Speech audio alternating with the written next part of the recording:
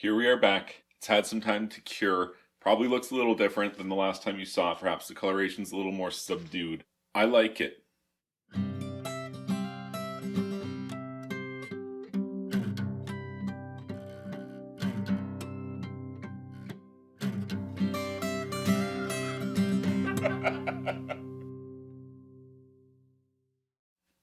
I've been staring at it for, a month now. And I do like it, but it was too dark of a coloration up here, especially in relation to the pedestal base here that I've got. Like these little light patches here, off-white ones, that's this coloration here. There's so much dark stuff, and the white looks okay, but there's not enough marrying the base to the top here. So that's what I'm going to work on today, is I'm going to add an airbrush layer of gray, white, and black. And somehow between those three, I'm going to marry the coloration from the top to the bottom. I don't want to get too heavy-handed with it. I kind of like it as it is, but I just want to marry the two a little bit. And we're going to be using just watered down acrylic or latex paints here. About 3 parts water to 1 part paint. It kind of depends on how you're applying it. I'm holding little spray bottles, but I'm going to use an airbrush for this particular application, just because as you can see here, it's very swirly looking. And I think I can get something more along the lines of that with an airbrush versus these little pump action sprayers. I think I'm going to apply the white layer first, followed by gray, followed by black. We'll see what it looks like in the finished product, and I might add another layer of gray. I'm not really going to do anything to the top at all in terms of painting. I like it how it is.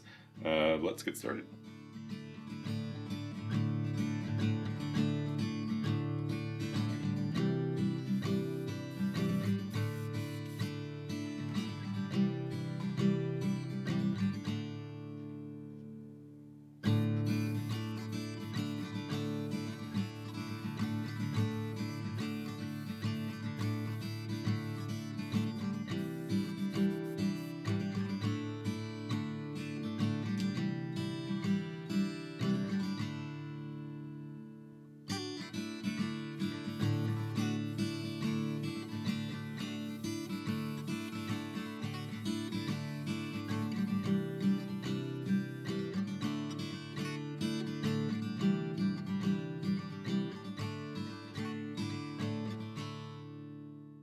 We're back.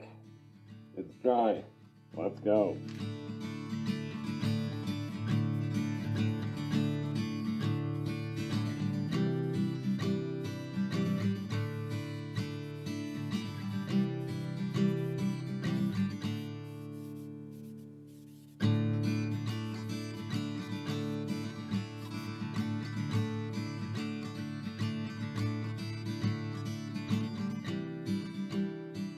It's time to seal the paint job that we've done here. It's had time to set and cure now.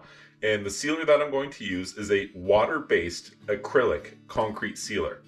There's probably a lot of different concrete sealers you could use because the world's pretty deep in terms of the different kinds of concrete sealers. But water-based is good because we used water-based paints, and acrylic is good because we used acrylic paints. So it's one of the easier ones to work with, one of the ones that's more readily available. It's highly unlikely that you'll have any problems with conflict between the sealer and the previous layers that we've used, and that's why we're going to use that. 1 heavier layer or 2 lighter applications with some dry time in between would be the ideal process for sealing with an acrylic sealer. I'm going to use a spray bottle like this. When it goes on, it's going to have like a purple hue to it, but that does go away as it dries, so that's not something that you're going to expect to see in the finished product. And so I'm just going to give it an application here. I'll get my mask on and then we'll get started.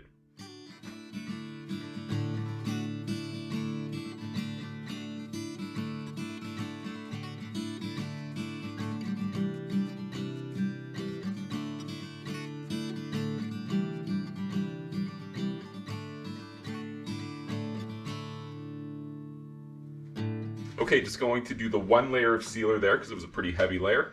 And that's it. This thing is done.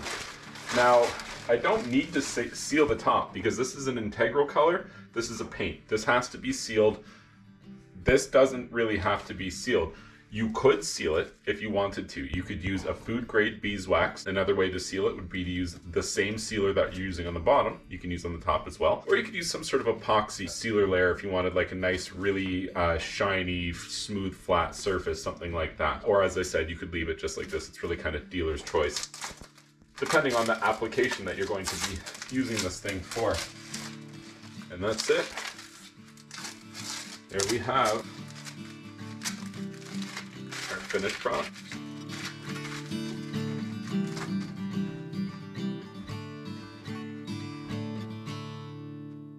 I think it looks great. I hope you enjoyed this.